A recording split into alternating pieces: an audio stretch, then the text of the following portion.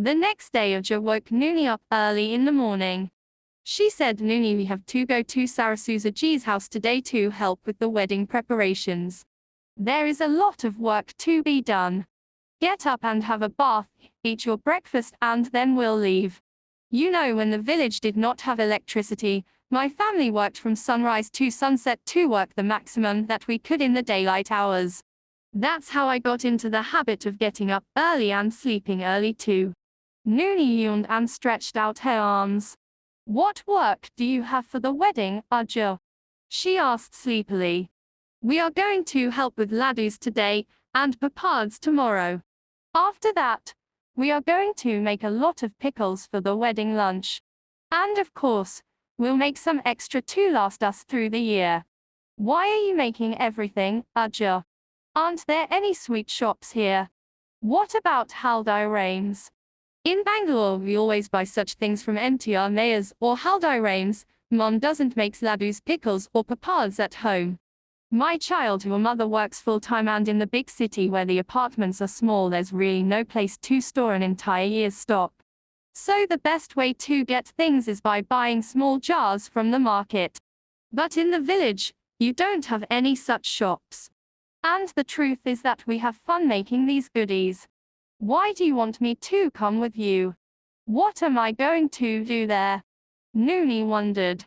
"Well, the ladies and I will do the main portion of the work, but you and the other children must help us by running a few errands," said Aja.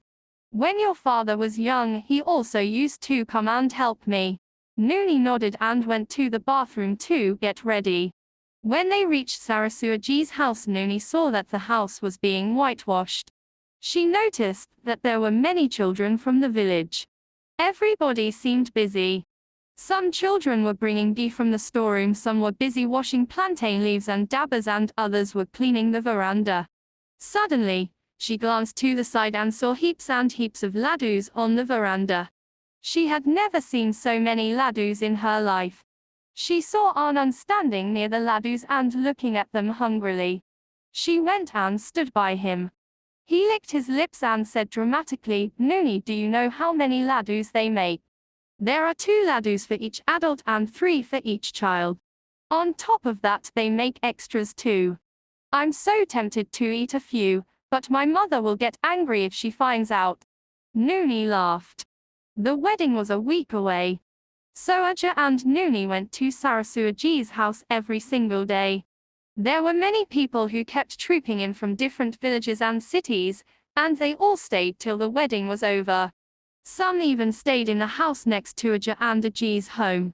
Though Nooni didn't know many people, there were many girls of her age. There was a lot of noise and fun throughout the day in Sarasuaji's house. Many women volunteers kept coming in to help with some of the work. The back garden was converted into a makeshift kitchen. Breakfast and lunch was served at the house, and there was a constant supply of tea and snacks throughout the day. A shamiana was erected. There were big carpets and mats everywhere. At night, the men slept in the veranda while the women slept inside the house after discussing food, saris, and Sarasuaji's lovely gifts. The children had fun sleeping on the terrace under the stars. Nooni felt awkward at the informality of the people there. She recalled Vivek uncle's quiet wedding in Bangalore. It had taken place in a hotel and was very short, just about half a day, and without many rituals. She also remembered a wedding that she had attended with her parents at the Bangalore Palace. The palace was completely lit and there were thousands of people walking about everywhere. There was a parking problem and a big line for the reception. There were plenty of food stalls, including chaat, Thai food, North Indian food, and South Indian delicacies. People were more interested in eating the food than the actual ceremony. Unlike the happy wedding at Sarasuaji's house, Vivek uncle's and the Bangalore Palace weddings were boring. Finally, the wedding day arrived. Aja wrapped herself in her best silk sari and Nooni wore a red blouse and the yellow silk langa with the red border.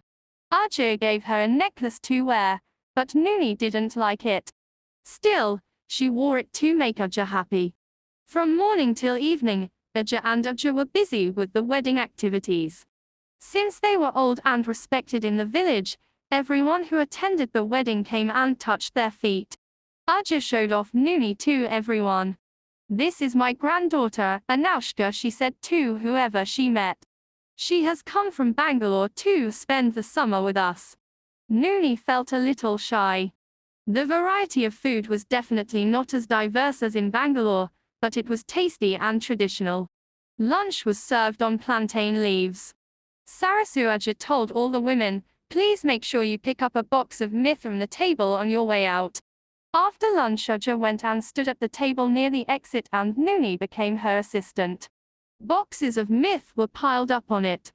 Aja held a silver bowl with kumkum and offered it to all the women while Nooni handed a myth box to the families as they made their way out. That night when the trio returned home, nobody wanted to eat, because they had had lunch at 4 in the afternoon. All three of them were very tired, so they went to bed early. "Aja, tell me a story," Nooni insisted once the lights were off. "Nooni, aren't you tired? I'll tell you a story tomorrow." "No, Aja, I want to hear a story now. Ever since I have come to the village you haven't told me even one story," Nooni persisted. Aja got up and pulled the curtains aside. It was a full moon night and the moonlight came through the window into the room. "It's as if a magic lamp has been switched on," thought Nooni. "I don't see such bright moonlight in the city, or in our house, Aja. How has the moon lit the entire bedroom? You live in an apartment. Your bedroom faces another apartment complex, and all the streetlights are on in the night. Then how will you see the effect of natural light in the city? Here we have very few streetlights and there aren't any high-rise buildings. My room faces the garden where there's open space and windows for the light to come in easily." Now I understand, Aja. "Tell me a nice story about the moonlight then. I know you have a story for every occasion," grinned Nooni. Aja smiled and said, "Of course. What I'm about to tell you happened 1,000 years ago in this very village. Long, long ago there lived a handsome king named Somaniaka. He was brave, kind, courageous, and very generous. His kingdom lay in the delta between the rivers Varada and Tungabhadra. There was a thick forest around the area and many wild animals lived there. Sometimes they would enter villages and scare the people, destroy the crops and eat the cattle.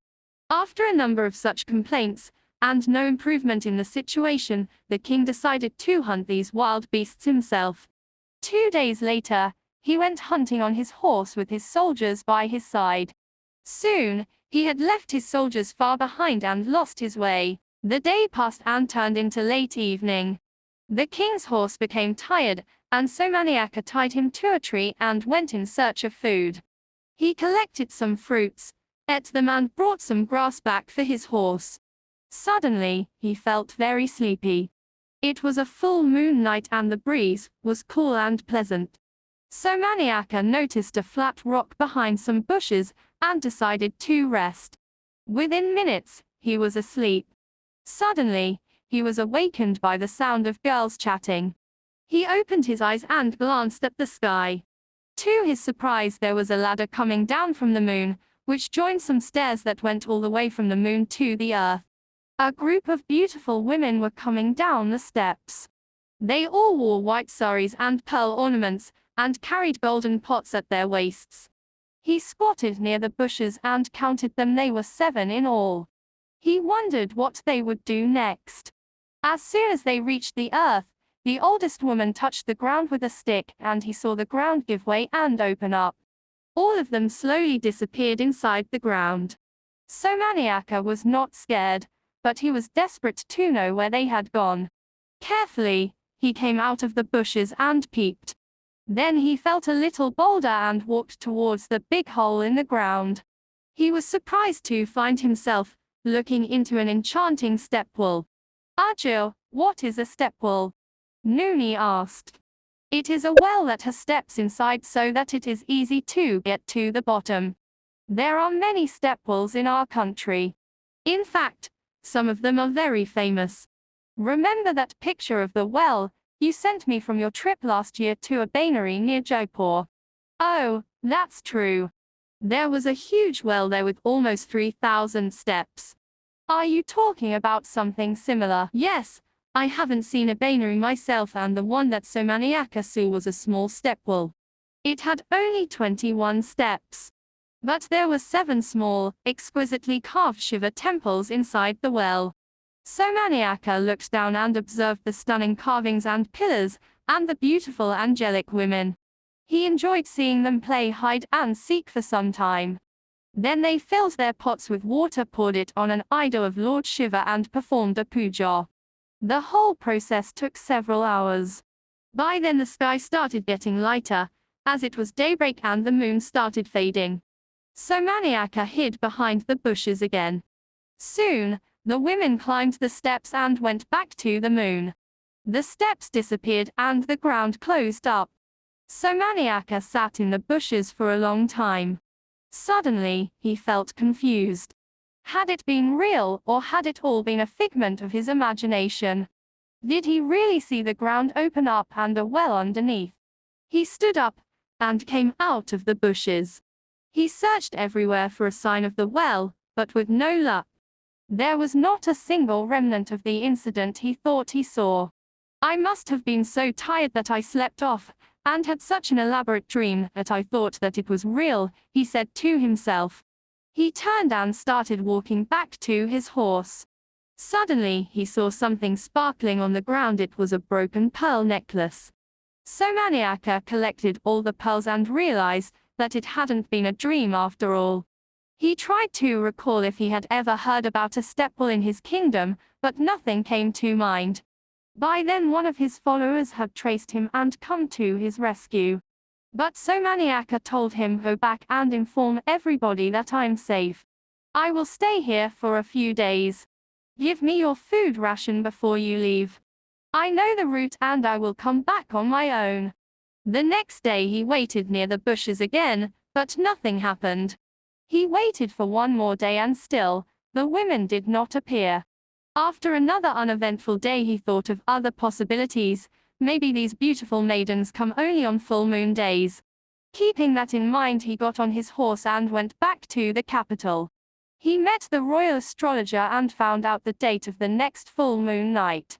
When the night came, he waited behind the bushes, and this time he was not surprised when the ladder came down from the moon. He knew the whole process by now and looked forward to the puja of Lord Shiva. Somaniaka was an ardent devotee of Lord Shiva. After the puja, he decided to take a chance and meet the maidens. Boldly, he came forward and stood near the stepwell. "Beautiful maidens, please don't be alarmed. Here's my pranam to all of you." He folded his hands together and continued, "You have chosen our land for your worship of Lord Shiva, and I am really grateful to you. I have noticed that when you go back, the ground closes on its own. May I earnestly request you not to make the well disappear. Please keep it open so that everyone can worship Lord Shiva in this beautiful ambience." The women looked up at him in fright. It was a rude shock for them to see Somaniaka there, and they gathered closely together. Then the eldest maiden took the lead and said, "Who are you? Why have you been observing us without our knowledge? This stepwell was built by a great architect of the celestial heavens. It can't be used by the selfish people of earth." Somaniaka bowed his head and said, "My sisters, I am Somaniaka, the ruler of this land. I know that this holy stepwell couldn't have been made by human beings. But Lord Shiva is fond of all his devotees, isn't he? Please grant me my wish. If you have any conditions, please tell me and I will fulfill them." The maidens spoke to each other in hushed whispers. Then the eldest one said, "We are impressed by your humility and your prayer. The water here tastes like nectar. That is Earth's specialty.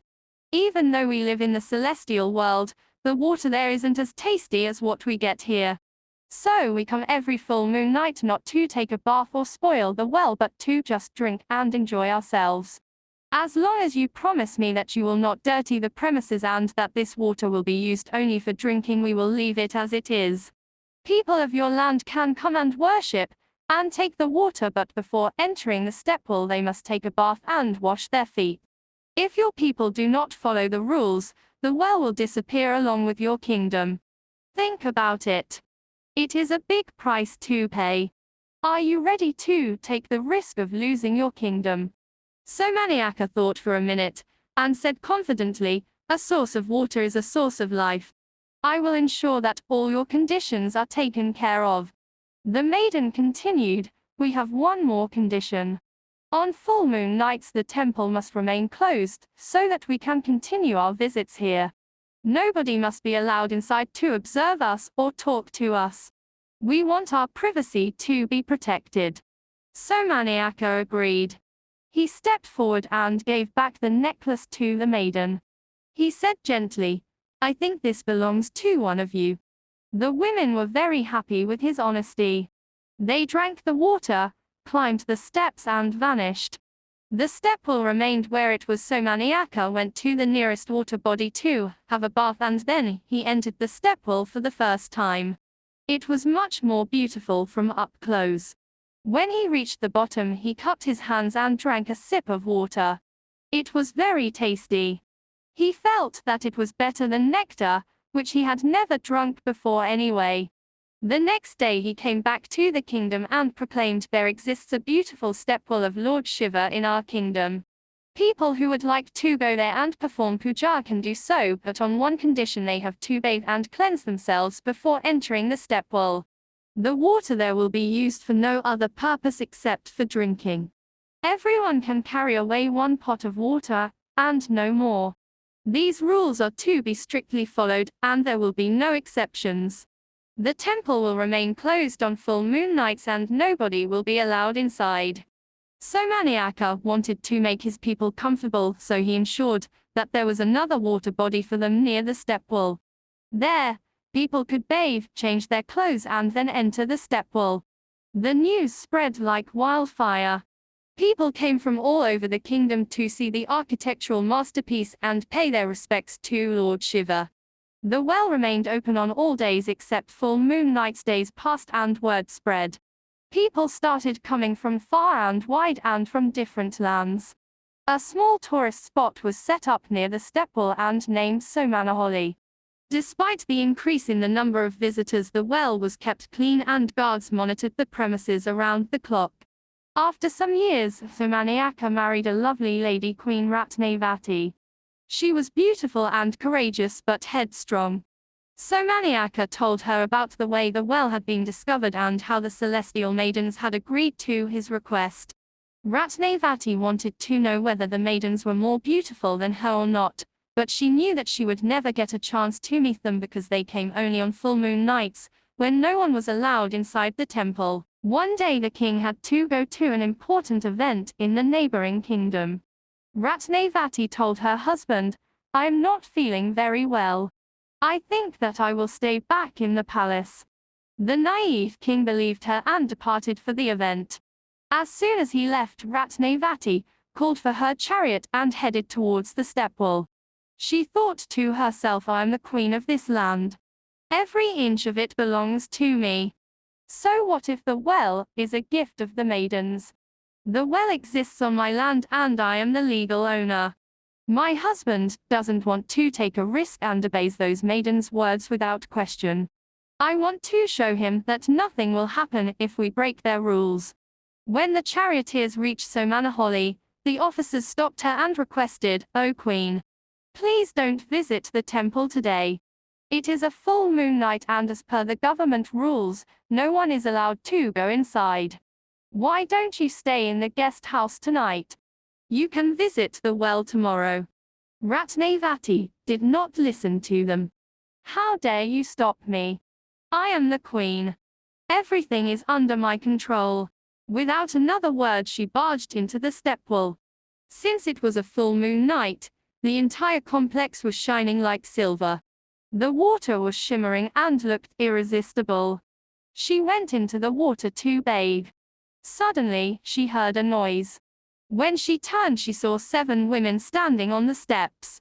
Though her heart told her that they were more beautiful than her ego did not allow her to accept the truth. When the maidens saw Queen Ratnavati in the water, they became upset. Who are you? How dare you come here today? Has King Somaniaka forgotten our conditions? Arrogantly, Ratnavati replied, I am his queen. This land belongs to us and I make the rules. You can come the day I want you to visit. You can't tell me when I can and can't come here.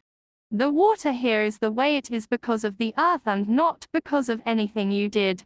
Who are you to talk to us like this?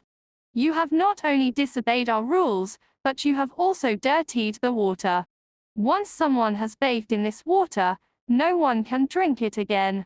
The women turned to leave.